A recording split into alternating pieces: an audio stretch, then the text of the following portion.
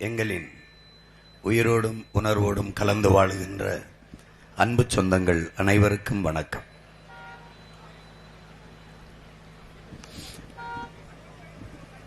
நாம் உலகெங்கிலும் பல்வேறு நாடுகளில் நடந்த மாபெரும் அரசியல் புரட்சியை, பெரும் மாறுதல்களை வாசித்து நேசித்த பிள்ளைகள். எப்படி உரிமை இழந்து அடிமைப்படுத்தப்பட்ட இனங்கள், அடிமைப்பட்டு கிடந்த இனங்கள், எப்படி மக்கள் ஜனநாயக புரட்சியின் மூலமாக கிளர்ச்சி செய்து அரசியல் விடுதலை பெற்று இன்றைக்கு உலக அரங்கில் உயர்ந்து சிறந்து வாழ்கிறார்கள் என்பதையெல்லாம் அறிந்த நாம், அதைப் போலவே தாய் மண்ணிலே உரிமை இழந்து, உணர்வை இழந்து, அரசியல் வலிமையற்ற ஒரு அதிகாரமற்ற அடிமை நிலையிலே அன்னை தமிழ் சமூக மக்கள் பன்னெடுங்காலமாக வாழ்ந்து வருவதை பார்த்து, ஏன் உலகில் மற்ற மொழிவழி தேசிய இனங்களைப் போல நம்மினமும் உரிமை பெற்று பெருமையோடு வாழக்கூடாது என்ற ஏக்கத்திலும் தவிப்பிலும் இந்த பணியை செய்ய வந்தோம். களத்திலே நிற்கிற உங்கள் பிள்ளைகள் எங்களுக்கு ஒவ்வொருவருக்கும் தனித்தனி பொறுப்புகள், அவரவர் வாழ்வாதாரம் சார்ந்து, நான் திரைத்துறைக்கு படம் எடுத்து அதன் மூலமாக என் வீட்டினுடைய வறுமையை போக்கி வாழ வைக்க வேண்டும் என்பதற்காக வந்தவன். இங்கு நிற்கிற என்னுடைய இளையவர் வழக்கறிஞர் நன்மாறன் அவர்கள், அவர் வழக்கறிஞரை பட்டம் படித்து அதை தன்னுடைய பணியாக தேர்வு செய்து பணியாற்றி வந்தவர்.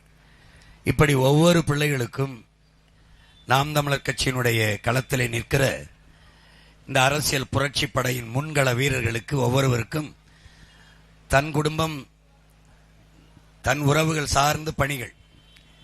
ஆனால் அதையெல்லாம் விட மாமேதை மார்க்ஸ் நமக்கு கற்பிக்கிறான், ஒருவன் தனக்காக தன் குடும்பத்திற்காக உழைக்க தொடங்குகிற போது அவன் மனிதனாகிறான். அவனே தானும் தன் குடும்பமும் வாழ்வது போல பிறருக்காக வாழத் தொடங்கினால் அல்லது பிறருக்காக உழைக்க தொடங்கினால் அவன் மனிதனாகிறான் என்று. அப்படி நாங்களும் எங்கள் குடும்பமும் வாழ்வதை விட நாங்கள் பிறந்த சமூகம் வாழ வேண்டும் என்று உழைக்க வந்த பிள்ளைகள். ஆனால் நாங்களும் வாழவில்லை, எங்கள் சமூகமும் வாழவில்லை. அதனால்தான் வெறி கொண்டு மொத்தமாகவே இந்த அமைப்பை தகர்த்தி முற்றுமுழுதாக புதிய அமைப்பை உருவாக்குவது என்ற ஒரு புரட்சிகர சிந்தனையோடு இந்த அரசியல் போர்க்களத்துக்குள் வந்தோம். மற்றவர்களுக்கு இது தேர்தல் களம், எங்களுக்கு புரட்சிகர அரசியல் போர்க்களம். பணம் இருப்பவன் தான் அரசியல் செய்ய முடியும் என்கிற நிலையை இந்த முதலாளிகள், இந்த ஊழல் லஞ்சவாதிகள், வளங்களை சுரண்டி கொளுத்தவர்கள், மக்களின் நலனை பற்றி துளியும் கவலைப்படாதவர்கள், நாடு எக்கேடு கட்டு போனால் என்ன, என் மொழி சிதைந்து அழிந்தால் என்ன, என் இலக்கியம் பண்பாடு சிதைந்து அழிந்தால் என்ன, என் தொன்று தொட்ட வேளாண்மை நாசமாய் போனா என்ன, என்னுடைய வரலாறு மறைக்கப்பட்டு புறக்கணிக்கப்பட்டால் என்ன, என் காடு அழிந்தால் என்ன, என் நீர் நஞ்சானால் என்ன, காற்று விஷமானால் என்ன, என் உணவு விஷமானால் என்ன, நஞ்சானால் என்ன, என் மலைகள் மணலாய்க்கு நொறுக்கி வியாபாரம் செய்யப்பட்டால் என்ன, எதை பற்றியும் கவலைப்படாத இந்த அரசியல் தலைமைகள், இந்த ஆட்சி அதிகாரத்திற்கு வந்தவர்கள், இவர்களையெல்லாம் இந்த வீழ்த்தி இந்த மண்ணிலே ஒரு தூய அரசியலை, பணம் இருப்பவன் தான் அரசியல் செய்ய முடியும் என்ற நிலையை மாற்றி மண்ணுக்கும் மக்களுக்குமாக உண்மையின் நேர்மையாக உழைக்க வேண்டும் என்கிற மனம் இருக்கவனும் அரசியல் செய்ய முடியும் என்கிற நிலைப்பாட்டை கோட்பாட்டை உருவாக்குவது, வாக்குக்கு காசு கொடுத்தால் தான் வாக்கை வாங்க முடியும் என்கிற நிலை இல்லை. சிறந்த காசை கொடுத்தால் மட்டுமல்ல, ஆகச் சிறந்த கருத்தை விதைத்தாலும் மக்களிடத்தில் வாக்கை பெற முடியும். கோடிகளை கொட்டினால் தான் வாக்கை பெற முடியும் என்ற நிலை இல்லை. உயர்ந்த கொள்கையை முன்னிறுத்தி கூட வாக்கை பெற முடியும் என்கிற மாறுதலை இந்த மண்ணில் இந்த 10 ஆண்டு கால தேர்தல் அரசியலில் உங்கள் பிள்ளைகள் நிரூபித்து வருகிறோம், வெளிக்காட்டி வருகிறோம். 2016 நானும் என் தம்பி தங்கைகளும் இந்த களத்திலே வரும்போது தனித்து போட்டியிடப் போகிறேன் என்று சொன்னபோது 234 நிற்பதற்கு 234 பேர் இருக்கிறார்களா என்று கேட்டவர்கள் இன்னும் பெரிய பெரிய தலைவர்கள் உயிரோடு தான் இருக்கிறார்கள். இவனெல்லாம் ஒரு ஆளா? தமிழ் தேசியமா? இதெல்லாம் எப்படி? இங்கே ஒரே ஒரு சித்தாந்தம் தான், திராவிடம் தான். திராவிடத்தை விட்டால் ஒன்றும் செய்ய முடியாது. ஐயா ஈவே ராமசாமி ஐயா பேரை சொல்லாது தமிழ்நாட்டில் அரசியலே இல்லை என்றார்கள். என்னென்னவோ சொன்னார்கள். பிரபாகரனை சொல்லுகிறார், அவர் தடை செய்யப்பட்ட இயக்கத்தின் தலைவர், அவரை சொன்னால் என்ன ஓட்டு விழும் அவர் என்று எல்லாம் என்னென்னமோ சொல்லி பார்த்தார்கள். எதை பற்றியும் கவலைப்படாமல் 234 தொகுதியிலே தமிழனுக்கென்று இந்த நாட்டில் தொடங்கப்பட்ட கட்சியிலே ஒரே ஒரு கட்சி தான் 234 தொகுதியிலும் போட்டியிட்டு. இதுக்கு முன்னாடி வந்த என் முன்னவர்கள் எல்லாம் சில பகுதி கட்சிகள், சில தொகுதி கட்சிகளாக இருந்து கரைந்து போனார்கள். நாங்கள் 234 நின்றோம். ஒரு இடத்திலும் கட்டுத்தொகை வரவில்லை, நான் நின்ற தொகுதியை தவிர. மற்றபடி எல்லா இடத்திலும் தோற்றோம். 4,50,000 வாக்கை பெற்றோம். 1.1 விழுக்காடு. இதுதான் ஐயா கருணாநிதி அவர்களுக்கும் அம்மா ஜெயலலிதா அவர்களுக்கும் வேறுபாடு. அந்த 1.1 வித்தியாசத்தை தான் அம்மையார் ஜெயலலிதா ஆட்சி அமைத்தார்கள். பிறகு 2019 இந்திய நாடாளுமன்றம், இந்திய நாட்டை ஆள்வதில் நான் பிரதம வேட்பாளர் அல்ல, உங்க மகன். எங்கள் பிள்ளைகள் யாரும் புகழ்பெற்ற அமைச்சர்கள், மந்திரிகள், பெரிய தலைவர்களுடைய பிள்ளைகளும் இல்லை, எல்லாம் சாதாரண பிள்ளைகள். இந்த கூட்டத்தில் நின்றிருந்த பிள்ளைகள் ஒரு நாள் இங்கே நின்றார்கள். இப்படித்தான் 18 லட்சம் வாக்கை என் மக்கள் செலுத்தினார்கள். இந்தியாவை யாரால்றதில்லை.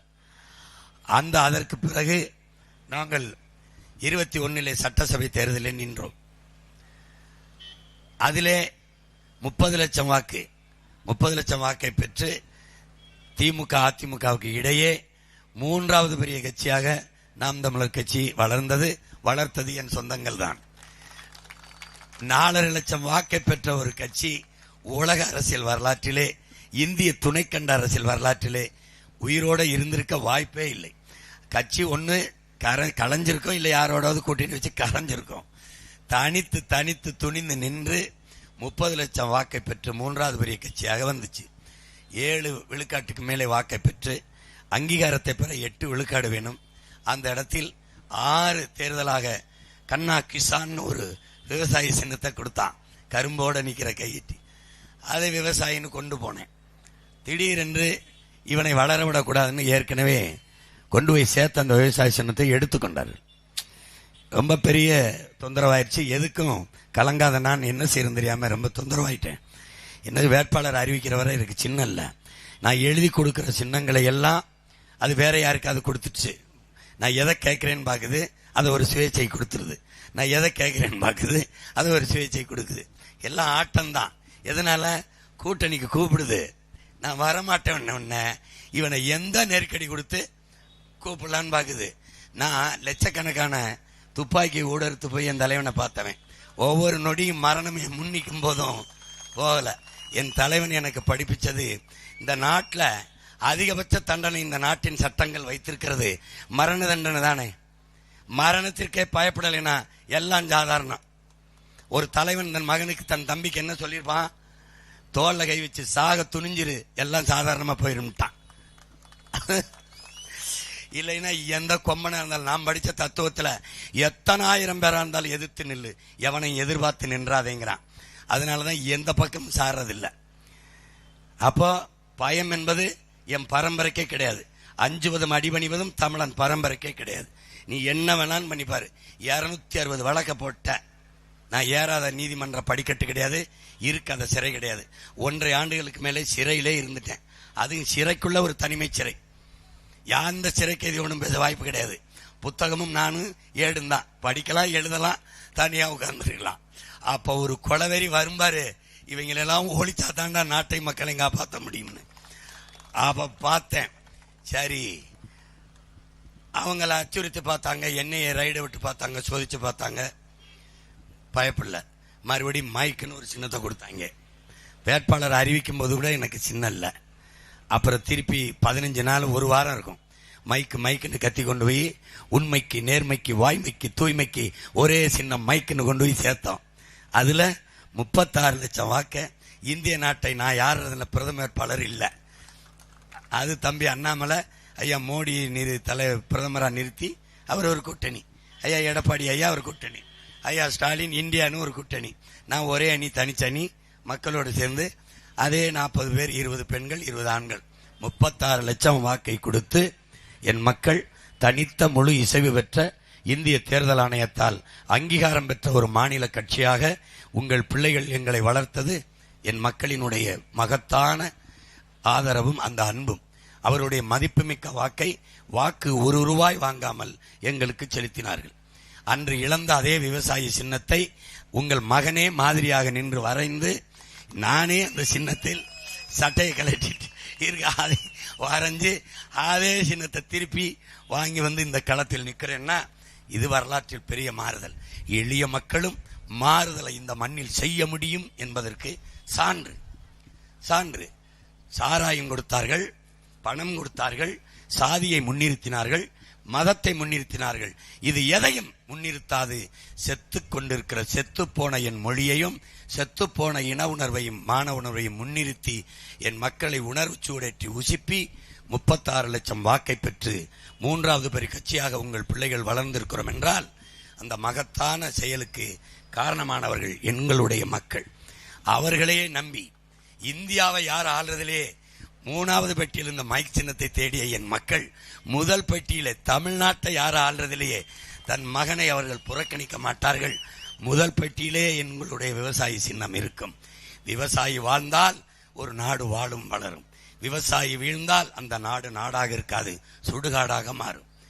ஏனென்றால் உலகத்தில் எது இல்லாமலும் வாழ முடியும். Car, cellphone, TV, fridge, AC, நீ எது இல்லாம வாழ்ந்துடலாம். நீரும் சோறு இல்லாம வாழ முடியாது.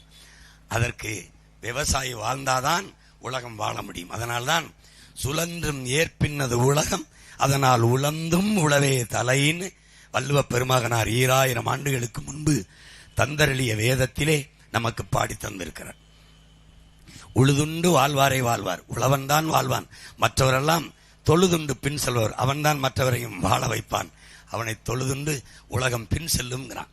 அப்படிப்பட்ட உளவாண்மை குடிமக்கள் நிறைந்து வாழ்கிற நிலம் தமிழ் நிலம். அதிலே எச்சின்னமும் தோற்று போகலாம். ஒரு வேளாண் குடிமகன் விவசாய சின்னம் தோற்றதாக வரலாற்றில் செய்தி வரக்கூடாது. ஏனென்றால் உணவு இல்லை என்றால் உணவு இல்லை, உணவு இல்லை என்றால் உயிர்கள் இல்லை, உயிர்கள் இல்லை என்றால் உலகம் இல்லை. அதனால்தான் உங்கள் பிள்ளைகள் உழவை மீட்போம் உலகை காப்போம் என்ற முழக்கத்தை முன்வைத்து இந்த களத்திலே போட்டியிடுகிறோம். இங்கே என் தம்பி கூட சொன்னான், இங்கே வேட்டையாடுகிறதற்கு கூட இந்த மக்களின் வேட்டையாடுகிற உரிமையை கூட தடுத்து வைத்திருக்கிறது என்று. எந்த உரிமையை நமக்கு பெற்றுக் கொடுத்திருக்கிறார்கள்? எந்த உரிமையை? இந்திய நிலத்திலே எல்லா மாநிலத்திலும் கல் இருக்கிறது. கேரளாவில் இருக்கிறது, கர்நாடகாவில் இருக்கிறது, ஆந்திராவில் இருக்கிறது, அருகில் இருக்கிற புதுச்சேரியில் கூட இருக்கிறது. எல்லா நாட்டிலும் கல் இருக்கிறது. தாய்லாந்தில் இருக்கிறது, மலேசியா, சிங்கப்பூர், அமெரிக்கா, எல்லா நாடுகளிலும் இருக்கிறது. ஆனால் தமிழ்நாட்டில் மட்டும் கல் மதுவாயி தடை செய்யப்பட்டது ஏன்? எதனாலே? ஆனால் இந்த மாநிலத்தில் மட்டும்தான் நாட்டை ஆளுபவர்களுக்கு சாராய ஆலை இருக்கிறது. இவர்கள் சாராய கடை வருமானத்தை நம்பியே இருக்கிறார்கள். சாராய வியாபாரம் வீழ்ந்து விட்டால் சாராய ஆலையிலிருந்து சரக்கெடுத்து விற்பனை செய்கிறது வீழ்ந்துவிடும். சாராய ஆலய முதலாளிகளுக்கு வருவாய் குறைந்துவிடும். அதனால் இயற்கை சாராக இருக்கிற எந்த கலப்பும் இல்லாத கல்லை மதுவென்று தடை செய்துவிட்டு நச்சு விஷத்தை கண்ட வேதிப்பொருள்களை கலந்து உருவாக்குகிற அந்த விஷத்தை இவர் அரசை அங்கீகரித்து விற்க காரணம் அதுதான். எந்த உரிமை? உழைக்கும் உழவர்குடி மக்கள், வேளாண்குடி மக்கள் விளைய வைத்த விளைபொருள்களை அகவிலையை உரிய விலையை கொடுத்து கொள்முதல் செய்து அதை வாங்குவதற்கு உரிமை இருக்கிறதா? அந்த பொருளை வாங்கி சேமித்து வைக்க சேமிப்பு கிடங்கு இதுவரை கட்டியிருக்கிறார்களா? கட்டியிருக்கார்களா? இவர்கள் இறந்த உடலை புதைக்க கடற்கரையில் 2 ஏக்கர் 3 ஏக்கரை எடுத்து 100 கோடி 200 கோடிக்கு கல்லறை கட்டுகிறவர்கள் பிள்ளைகள் படிக்கிற பள்ளிக்கூடத்தை தரமாக கட்டி தந்தார்களா? எந்த அடிப்படை வசதியை நிறைவேற்றுகிறார்கள்? பயணிக்க பாதை, தரமான போக்குவரத்து, அல்லது எரிக்க தடையற்ற மின்சாரம், இல்லை குடிக்க தூய நீர், படிக்க சிறந்த கல்வி, பார்க்க வேலை, அல்லது வேலைக்கேற்ற சம்பளம், ஊதியம், எது ஒன்றை நிறைவேற்றி இருக்கிறார்கள்? எது ஒன்றை? இல்ல தரமான மருத்துவத்தை தன் நாட்டு மக்களுக்கு தந்தார்கள் என்ற செய்தி எதுவும் இல்லை. முதலமைச்சருக்கு முடியவில்லை என்றால் அப்போலோ காவேரிக்கு போகிறார்கள், அல்லது எம்ஜி ராமச்சந்திராவுக்கு போகிறார்கள். அமைச்சருக்கு முடியவில்லை என்றால் காவேரிக்கு போகிறார்கள். தம்பி செந்தில் பாலாஜி உடல்நிலை சரியில்லாத போது தாத்தா ஓமந்தூர் ராமசாமி ரெட்டியார் பேரில் இருந்த அரசு மருத்துவமனையில் போய் சேர்த்தார்கள். 2 நாள் தான் உடனே காவேரிக்கு மாற்றம் செய்து விட்டார்கள். காரணம் என்ன? அரசு மருத்துவமனையில் தரம் இல்லை, தனியார் மருத்துவமனை தரமாக இருக்கிறது. அரசு ஒற்றை முதலாளியிடம் தோற்று போகிறது. கேவலம், கேவலம். இந்த அரசை, இந்த தரமற்ற அரசை, இந்த கேடுகட்ட அரசை, எது ஒன்றையும் சாதிக்க வக்கில்லாத அரசை, அதை அமைப்பதற்குத்தான் நீ சொந்தங்கள், என் பெற்றோர்கள், என் உடன் பிறந்தார்கள் மறுபடியும் நின்று வாக்கு செலுத்த போகிறீர்கள். மொத்த வரியும் சரக்கு மற்றும் சேவை வரி என்று எடுத்துக் கொள்கிறார்கள், ஜிஎஸ்டி என்று. இந்த வரி விதிப்பை அறிமுகப்படுத்திய நாட்டுக்கு காங்கிரஸ், அப்போது கூட இருந்தது திமுக. அந்த வரியை விதித்து செயல்படுத்தியது பாரதிய ஜனதா. அதோடு கூட்டணி வைத்திருக்கிறது அதிமுக. எல்லா மாநில வரிகளையும் சுருட்டி கொண்டு போகிறது, எல்லா மாநில வரிகளையும் மொத்தமாக வைத்துக் கொள்கிறது. அதை வட மாநிலங்களுக்கு அதிக அளவு பகிர்ந்து பிரித்து கொடுக்கிறது. தென் மாநிலத்துக்கு, குறிப்பா தமிழ்நாட்டுக்கு சுத்தமா தர்றதில்லை. இங்கே மத்திய அரசு வரியெல்லாம் எடுத்துட்டு போயிட்டு எங்களுக்கு திருப்பி தரமாட்டேங்குது, நாங்க எப்படி வாத்தியாருக்கு சம்பளம் கொடுக்கறதுங்கிறது. இப்படி புலம்புவதற்கு ஒரு அதிகாரம், ஒரு கோழை அதிகாரத்தை நிறுவுறீங்க. கொடுமை. குடிக்க வைத்த மக்களை 50,000 கோடி ஆண்டு வருவாயை பார்க்கிற ஒரு அரசு. பாலின் சந்தை ஒரு ஆண்டுக்கு பால் மட்டும் 3 லட்சம் கோடிக்கு விற்கிறது. ஒரு ஆண்டுக்கு பால் மட்டும். சாராயம் 50,000 கோடி. இப்ப சாராயத்தை மூடிவிட்டு பால் பொருளாதாரத்துக்கு வாருங்கள் என்றால் அதை செய்ய மாட்டார்கள். ஆவின் பால் வைக்கிற உங்க அரசு மாடு ஏன் வளர்ப்பதில்லை? கால்நடை துறைக்கு அமைச்சர் போடுற ஒரு அரசு ஏன் கால்நடை வளர்ப்பதில்லை? பால்வளத்துறைக்கு அமைச்சர் இருக்கிறார், பால் விற்கிறார்கள். வளம் எங்கே இருக்கு? வேறு மாநிலங்களில் இருந்து வாங்குகிறார்கள். குஜராத்திலிருந்து அமுல் என்ற நிறுவனம், அந்த நாட்டு நிறுவனம், அந்த மாநில நிறுவனம் நம்ம மண்ணிற்கு பாலை அனுப்புகிறது. ஆந்திராவிலிருந்து தமிழ்நாட்டுக்கு கறியை அனுப்புகிறார்கள், பாலை அனுப்புகிறார்கள். உங்களுக்கு என்ன நோய்? ஆடு மாடு வளர்க்கிறது அவமானம், பால் குடிப்பது கறி தின்பது மதிப்பிற்குரியது, பெருமைக்குரியது. எவ்வளவு ஒரு பைத்தியக்காரத்தனம், எப்படிப்பட்ட உளவியல் நோய்! இதையெல்லாம் இந்த மண்ணுக்குள், இந்த மக்களுக்குள் திணித்தது இந்த திராவிட தீய ஆட்சியாளர்கள் தான், இவர்கள் தான். வேளாண்மை செய்வது படிக்காதவன் செய்கிற வேலை, படித்தவன் செய்கிற வேலை இல்லை. இப்படியெல்லாம் கட்டமைத்தவர் இவர்கள் தான். இவர்களுடைய திட்டங்கள் என்ன? இவர்கள் காட்டி கட்டமைக்கிற வளர்ச்சி என்ன? போன ஆண்டு ஆட்சியில் இருக்கும்போது ஐயா ஸ்டாலின் மகளிருக்கு 1000 ரூபாய் உரிமை தொகை என்று அறிவித்தார். அது என்ன உரிமை? கலைஞரின் உரிமை. கலைஞரின் உரிமை தொகை யார்? அவங்க காசா? யார்கிட்ட எடுக்கிறீங்க இந்த 1000? 980 கோடி ஒரு மாசத்திற்கு. அப்ப ஆண்டுக்கு யார் கேட்டது? படிக்கிற மாணவர்களுக்கு 1000, படிக்க போற தங்கைகளுக்கு 1000. 3 ஆண்டுகள் படித்து முடித்து விட்டால் அந்த 1000 யார் கொடுப்பால்? இல்ல. அப்ப படித்ததுக்கு வேலை கொடுக்கணும், அதுக்கு திட்டம் இருக்கா? இல்ல. இதில் இழக்கிற பணத்தை எங்கிருந்து எடுப்பீர்கள்? பதில் இல்ல. 8000 டோக்கனில் போடுவார், 8000 போடுவார், டோக்கன் கொடுப்பார். 8000 எங்கிருந்து எடுப்பீர்கள்? ஏற்கனவே நீங்கள் இந்த தேர்தலுக்கு முன்பு வங்கி கணக்கில் 5000 போட்டதிலே 6800 கோடியை இழந்திருக்கிறீர்கள். இப்போது 8000. ஐயா எடப்பாடி வந்தால் 10,000 எங்கிருந்து எடுப்பீர்கள்? இப்போது அடுத்த தேர்தலை சந்திக்கும் போது மகளிருக்கு 2000. ஐயா எடப்பாடி 2000, புதிதாக வந்தவர் 2500. எங்கிருந்து எடுப்பீர்கள்? ஏற்கனவே 10 லட்சம் கோடி கடனை வாங்கிவிட்டு 1 லட்சம் கோடி வட்டியை கட்டுகிற நிலை வைத்துவிட்டு நாட்டின் நிதிநிலை பட்ஜெட்டே 3 லட்சம் கோடி, இதுல 1 லட்சம் கோடி வட்டி. இப்ப அறிவித்திருக்கிற இலவசங்களை நிறைவேற்ற இன்னும் 5 லட்சம் கோடி கடன் பெறணும், அதுக்கு 1 லட்சம் கோடி வட்டி. அப்ப மொத்த பட்ஜெட்ல 3 லட்சத்துல 2 லட்சம் கோடியை வட்டியாக கட்டிவிட்டால் எந்த துறையை நிர்வகிக்க உங்ககிட்ட பணம் இருக்கும்? ஆசிரியருக்கு சம்பளம், காவல்துறைக்கு, மருத்துவர்களுக்கு, இல்ல செவிலியருக்கு, எந்த அரசு அலுவலர்களுக்கு எந்த சம்பளத்தை கொடுக்க காசு இருக்கும், எந்த அடிப்படை நலத்திட்டங்களை எதை நிறைவேற்ற உங்கள்கிட்ட பணம் இருக்கும்? நாடு திவாலாகும், மிகப்பெரிய பொருளாதார வீழ்ச்சியை சந்திக்கும். இலங்கையில் ஏற்பட்டது போல கலவரம், பங்களாதேஷில் ஏற்பட்டது போல, நேபாளில் ஏற்பட்டது போல பெரிய கலவரமும் புரட்சியும் மக்கள் எழுச்சியும் நிகழாது என்று யார் சொல்வீர்கள்? எப்படி உறுதி தருவீர்கள்? எப்படி? இப்பவே ஆசிரியருக்கு சம்பளம் கொடுக்க முடியவில்லை, வீதியில் நின்று போராடுகிறார்கள். படிப்பிக்கிற ஆசிரியன் பாதையில் நிற்கிறான், உயிரை காக்கும் மருத்துவன் வீதியில் நிற்கிறான், செவிலிய பெண்கள் வீதியில் நிற்கிறார்கள், போக்குவரத்து தொழிலாளர்கள் பழைய ஓய்வூதியத்தை கேட்டு போராடி கொண்டிருக்கிறார்கள், விவசாயிகள் அகவிலையை கொடுத்து கொள்முதல் செய்யுங்கள் என்று சாலை நின்று போராடுகிறார்கள். யார் போராட வரவில்லை?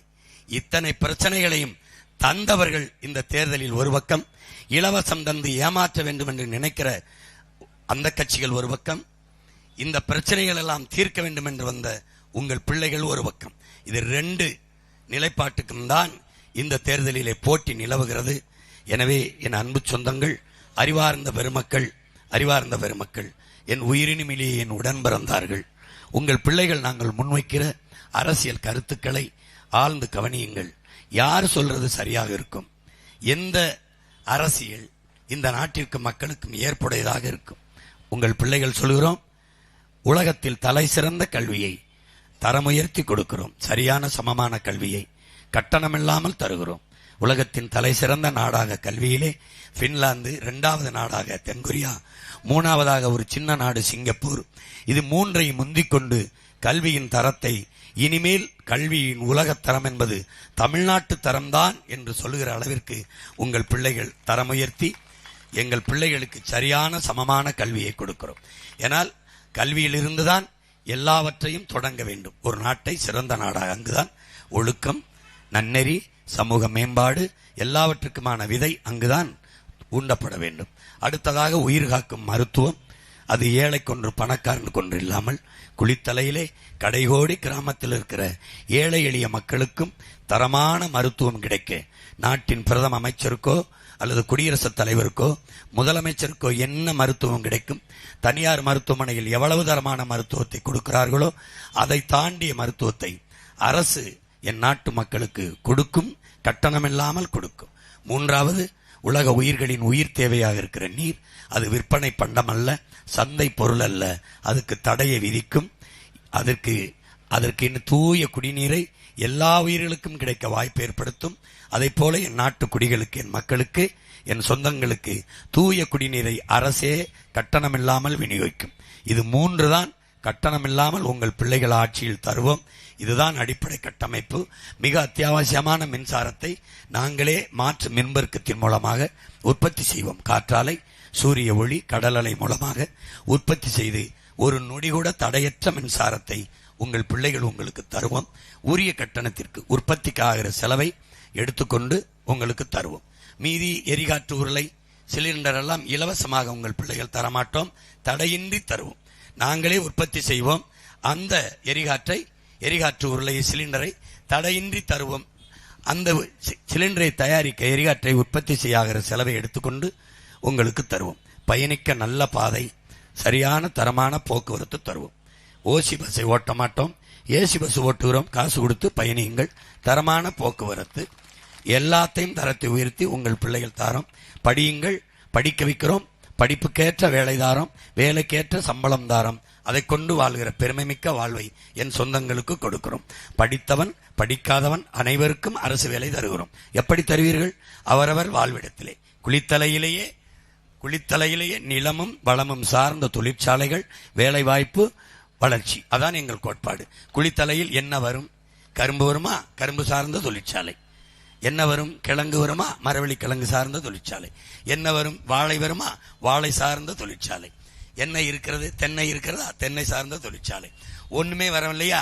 எருக்களஞ்செடி பார்த்திருக்கிறீங்களா? எருக்களஞ்செடி சுடுகாட்டில் நீங்க வளர்ப்பீல்ல, அந்த எருக்களஞ்செடியில் எடுக்கிற நூலில் இருந்து செய்கிற பட்டுதான் உலகத்திலே விலை உயர்ந்த பட்டு. என் அன்பு சொந்தங்களே, இதை உங்கள் மகன் போட்டு காட்டும் போது இந்த எருக்களஞ்செடி அருமை தெரியாம இருந்துட்டோமே.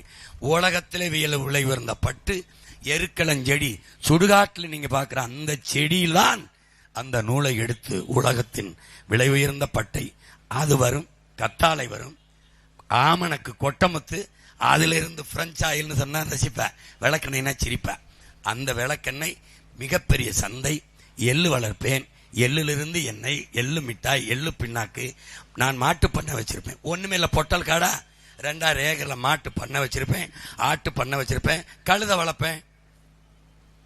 கழுத 1000 ஏக்கர்ல கழுத வளர்ப்பேன்.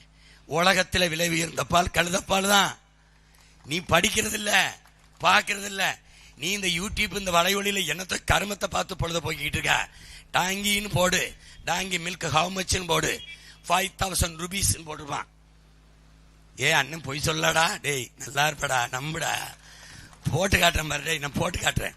இப்ப போட்டு காட்ட முடியாது, இரவுல ஒவ்வொரு ஊர்லயும் போட்டு காட்டுறேன், அதையாவது பாரு. சீமான் டாங்கி அபவுட் ஸ்பீச், டாங்கின்னு போட்டு பாரு, சீமான் போட்டு பாரு. அதுல பாரு, கழுத சிறுநீர், கழுத சாணம் கொல்ல விலைக்கு போகுது. கழுத பால்ல இருந்து தயாரிக்கிற பாலாடை கட்டி சீஸ் தான் உலகத்திலே விலை உயர்ந்தது. கழுத பால் இருந்து தயாரிக்கிற இந்த அழகு சாதன பொருட்கள்ல முகப்பூச்சிகள் இதுதான் விலை உயர்ந்தது. நீ வந்தாவா வர்றேன்னா போ, நான் கழுத வளர்க்கறதுன்னு முடிவெடுத்துட்டேன். எப்படி வேலை கொடுப்பான்னு கேட்கிற, உன் வாழ்விடத்துல அரசாங்க பணியை கொடுத்துறேன்.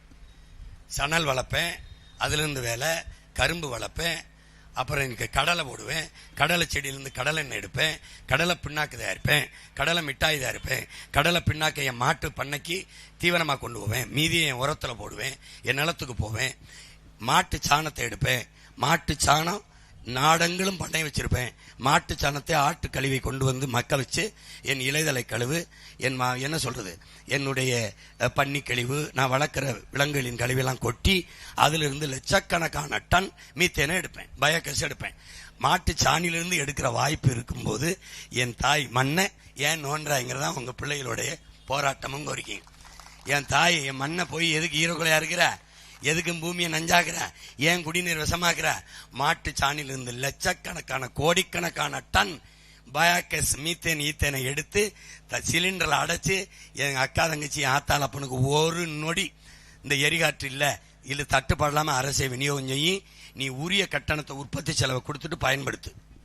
நான் சொன்னா செய்வேன். ஏமாத்த நினைச்சா நான் உன்னை ஏமாத்த முடியும்.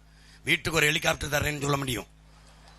ஒவ்வொரு பெண்ணுக்கும் 1000 2000 இல்ல, 1 கிலோ தங்கம்னு சொல்ல முடியும். அதுவும் புதுசா கல்யாணம் ஆக போற பொண்ணுக்கு 1 கிலோ வைரம் தரேன்னு கூட சொல்ல முடியும். ஏன்னா நீ என்ன கேட்ப, எப்படி கொடுப்பாயின்னு கேட்பியா, எப்படி கொடுப்பாயின்னு கேள, என்ற கேள யாராவது.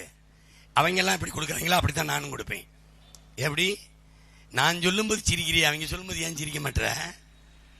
உன்னை ஏமாத்துறேன். மார்க் ட்வைன் ஒரு அறிஞன் சொல்றான், மக்களை ஏமாத்துறது எளிது, அவர்கள் ஏமாந்து கொண்டிருக்கிறார்கள் என்று புரிய வைக்கிறது ரொம்ப கஷ்டம்ங்கிறான். நானும் 15 ஆண்டுகளா புரிய வைக்கிறேன். கொஞ்சம் கொஞ்சம் மாறி இருக்கு. 36 லட்சம் பேர் மண்டையில ஏறி இருக்கு. இப்ப இன்னும் கொஞ்சம் பேருக்கு ஏறும்னு நினைக்கிறேன். என்ன படிச்ச பிள்ளைகள், கற்றறிந்த பிள்ளைகள் நிறைய இருக்கிறீங்க. கொஞ்சம் மாறுங்க, மாத்துங்க. இதே எத்தனை நாளைக்கு தொடர போகுது? ஐயா சொல்றாரு, ஸ்டாலின் ஆட்சி தொடரட்டும், தமிழ்நாடு வெல்லட்டும். ஸ்டாலின் ஆட்சி தொடரட்டும். எப்போ 2 வயசு பிள்ளையை கற்பழிச்சு கொள்றான், நீ கருவில இருந்து வெளியில வந்தோடனே கற்பழிப்பான். பரவாயில்லையா? தொடரட்டும். 10 லட்சம் பேருக்கு மேல குடிச்சு தாலி எடுத்திருக்காங்க. இனி தொடர்ந்து 120 லட்சம் பேர் தாலி இருப்பாங்க. தாலிக்கு தங்கம் கொடுக்கறது, அதை குடிக்க வச்சு அறுக்கிறது, இது ஒரு ஆட்சி முறை. கணக்கில்லாத விதவைகளை உருவாக்கிட்டு குடும்ப தலைவிக்கு 2000. இந்த மாதிரி ஆட்சி முறையை எப்படி சகித்துக் கொள்ற? தமிழ்நாடு தேர்வாணையத்தில் தேர்வு எழுதி 70 லட்சம் இளைஞர்கள், பட்டதாரி இளைஞர்கள் வேலை இல்லாம வெளியில நிக்கிறான். 3500 பேர் தான் வேலை, 50 லட்சம் பேர் போட்டி தேர்வு எழுதுறான். அப்ப எவ்வளவு பேர் வேலை இல்லாம வீதியில் நிக்கிறான் பாரு.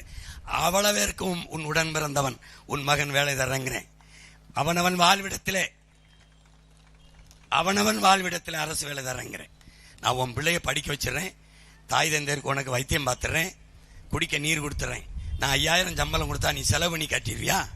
நானே விவசாயம் செய்வேன், நானே ஆடு மாடு வளர்ப்பேன், கறி, பால், நாட்டுக்கோழி பண்ணை, முட்டை, நானே வேளாண்மை செய்வேன். உனக்கு உணவு பஞ்சம்னு ஒன்றை இல்லாத ஒழிப்பேன், பசி என்ற ஒன்றை இல்லாத ஒழிப்பேன். பின்ன என்ன உனக்கு பண தேவை குறைச்சிருவேன். அதனால நம்பு. ஐயா கருணாநிதியை நம்பிட்ட, அம்மா ஜெயலலிதாவை நம்பிட்ட, ஐயா ஸ்டாலினை நம்பிட்ட, ஐயா எடப்பாடியை நம்பி போட்ட. அவங்க ஆட்சியெல்லாம் வாழ்ந்துட்ட. ஒரே ஒரு முறை உங்கள் பிள்ளைகள் எங்களை நம்பி வாக்கு செலுத்தி இந்த நாட்டையும் மக்களையும் ஒப்படையுங்கள். உலகத்தின் தலை சிறந்த நாடாக, பூமியின் சொர்க்கமாக மாற்றி நாங்கள் படைப்போம். பசி பஞ்சமில்லாத, ஊழல் லஞ்சம் இல்லாத, வேலை இல்லை என்ற சொல்லுக்கு இனி வேலை இல்லாத ஒரு நாட்டை இந்த மண்ணிலே நாங்கள் படைப்போம் என்று என் அன்பு சொந்தங்களிடத்திலே உறுதி தருகிறோம். எனவே என் உயிருக்கு நீ உறவுகள், பேரன்புமிக்க என் பெற்றோர்கள், என்னிலும் இளைய என் தம்பி தங்கைகள், மாற்றத்திற்கான சிந்தனையை, அந்த எண்ணத்தை நீங்கள் உங்களிலிருந்து தொடங்குங்கள். 23ஆம் தேதி வாக்கு செலுத்த போகிற அந்த அரங்கில் தான் உங்கள் எதிர்கால வாழ்க்கை தீர்மானிக்கப்பட போகிறது என்பதை நினைவில் கொண்டு செல்லுங்கள். உண்டு விட்டுத்தான் செல்வீர்கள், உணவருந்தி விட்டு. உணவு உங்களுக்கு கிடைக்க காரணமா இருந்த விவசாயியை நினைவில் ஏந்தி போங்கள். அந்த இடத்தில் முதல் பெட்டியிலே விவசாயி சின்னம் இருப்பான், அவனை பாருங்கள். அவனுக்கு நீங்கள் செலுத்துகிற வாக்கில்தான் உங்கள் பிள்ளைகளுக்கு தரமான கல்வி காத்திருக்கிறது, உங்களுக்கான ஆகச்சிறந்த மருத்துவம் காத்திருக்கிறது, வேலை, படித்த எல்லோருக்கும் வேலை, படித்தவன் படிக்காதவன் அனைவருக்கும் அரசு வேலை. அந்த ஒரு நொடியில் விவசாயியை தொட்டு நீங்கள் அழுத்துகிற அந்த ஒரு இடத்தில் தான் இருக்கிறது. சட்டம் இருக்கிறது, ஒழுங்கு இல்லை. வீட்டு பெண்கள் வெளியே போனால் பத்திரமாக வீடு திரும்பார்கள் என்ற நிலை இல்லை. இதெல்லாம் மாற்ற வேண்டும் என்றால் அந்த மாற்றத்திற்கான விதையை ஊண்ட வேண்டியது விவசாயிதான். மண்ணிலே விதையை ஊண்டினான். இப்போது மாற்றத்திற்கான புரட்சிகர விதையை அந்த விவசாயியை தொட்டு என் அன்பு தம்பி தங்கைகள், என் அருமை பெற்றோர்கள், ஊண்டுங்கள். இந்த மண்ணிலே புரட்சிகர அரசியல் உருவாகட்டும், தூய அரசியல் பிறக்கட்டும், நல்ல ஆட்சி மலரட்டும். எங்கள் திருநாட்டில் எங்கள் நல்ல ஆட்சியே என்று நம் புரட்சி பாவலன் பாவேந்தன் பாரதிதாசன் முன்வைத்த அந்த நல்ல ஆட்சி இந்த நாட்டில் மலரட்டும். நாடும் மக்களும் செழிக்கட்டும். உலகம் நம்மை போற்றி துதிக்கட்டும். புரட்சி எப்போதும் வெல்லும். நம் வெற்றி அதை சொல்லும். என் அன்பு சொந்தங்களே, மாற்றம் என்பது மானுட தத்துவம். புரட்சி என்பது ஒரு தலைகீழ் மாற்றம். மாற்றம் என்பது சொல்லல்ல, செயல். மாறுவோம், மாற்றுவோம். இது மாற்றத்திற்கான எளிய மக்களின் புரட்சி. அதனால் என் அன்பு சொந்தங்கள், இங்கே மாற்றத்திற்கான சின்னம் விவசாயி. அந்த சின்னத்திலே வாக்கு செலுத்தி நீங்கள் வெற்றி பெறுங்கள். இதுவரை நீங்கள் ரெட்டலைக்கு, உதயசூரியனுக்கு, கைக்கு, தாமரைக்கு வாக்கு செலுத்தினீர்கள். அவர்கள் வென்றார்கள், நீங்கள் தோற்று போனீர்கள். எந்த இடத்தில் நீங்கள் வென்றீர்கள்? எந்த இடத்தில் நீங்கள் எந்த உரிமையை நீங்கள் கொடுத்த வெற்றியை வைத்து பெற்றீர்கள்? இல்லை, தோற்று போனீர்கள், தோற்று போனீர்கள். அதனால் இந்த முறை என் தம்பி நன்மாறனுக்கு நீங்கள் குளித்தலையிலே வேளாண்மை சின்னத்தில், விவசாய சின்னத்திலே வாக்கு செலுத்தி என் அன்பு சொந்தங்கள் நீங்கள் வெற்றி பெறுங்கள். எங்களின் வெற்றி உங்களின் வெற்றி. எங்கள் கையில் நீங்கள் ஒப்படைக்கும் அதிகாரம் உங்களுக்கான அதிகாரம். அண்ணல் அம்பேத்கர் அதிகாரம் மிக வலிமையானது என்கிறார். அதை படித்த உங்கள் பிள்ளைகள் அந்த அதிகாரம் எம் மக்களுக்கானது என்ற கோட்பாட்டை முன்வைத்து இந்த களத்திலே நிற்கிறோம். எனவே உங்களுக்கான அதிகாரத்தை நிறுவ நீங்கள், உங்கள் பிள்ளைகள் எங்களுக்கு, என் அன்பு தம்பி, என் ஆறுயிர் இளவல் வழக்குரைஞர் செல்வன் நன்மாறன் அவர்களுக்கு நீங்கள் இந்த விவசாய சின்னத்திலே வாக்கு செலுத்தி குளித்தலையில் வெல்ல வைத்து அவரை சட்டமன்றத்திற்கு அனுப்புங்கள். நீதிமன்றத்தில் வாதிட்ட என் தம்பி இந்த மண்ணின் மக்களின் பிரச்சனையை சட்டமன்றத்தில் வாதிட்டு எத்தனையோ வழக்குகளை வென்று கொடுத்த என் இளவல் உங்கள் உரிமையை வென்று கொடுப்பான் என்கிற உறுதியை உங்களுக்கு தருகிறேன். என் அன்பு சொந்தங்களே, நம் இலக்கு ஒன்றுதான், இனத்தின் விடுதலை. இனம் ஒன்றாவோம், இலக்கை வென்றாவோம். தமிழ் தாய் வாழ்க, தலைவர் பிரபாகரன் வாழ்க, என் அன்பு தம்பி நன்மாறன் வெல்க. நன்றி, வணக்கம். நாம் தமிழர்.